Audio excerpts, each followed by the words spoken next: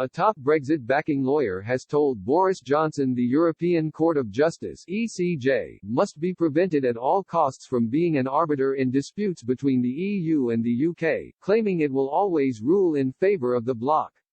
Martin Howe QC, chairman of Lawyers for Britain, said it was sheer madness to allocate the ECJ a role, and suggested up to now there had been a complete lack of understanding across the entire political world.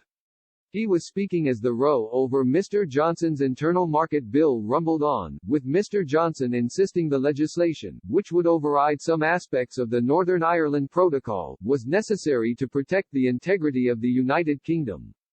Mr. Howe was the only non-MP in the so-called Star Chamber charged with scrutinising Theresa May's Brexit deal, and specifically the backstop plan for Northern Ireland, last year.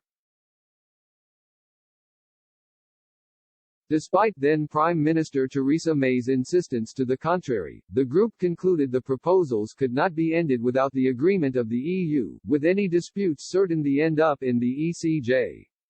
The NI Protocol did away with the backstop, but under the current arrangements, the ECJ would retain a central role in disputes over goods being imported from Great Britain, England, Scotland and Wales, to Northern Ireland. Mr. Howe told Express, the whole Northern Ireland Protocol is under the direct jurisdiction of the European Court of Justice, as if we were still a member state. But the difference is we have got no judge in the court, and the court owes its loyalty to the EU and has no interest in us as an ex-member. You can see them on any issue where supposing we say these steps are not reasonably needed to protect the EU's single market, they are going to rule against us. Allowing the European Court of Justice to be the sole arbiter with this I think is sheer madness.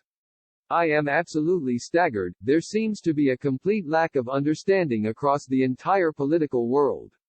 This country has never entered into a treaty where we allow courts from the other treaty party to bind them, it's just not done.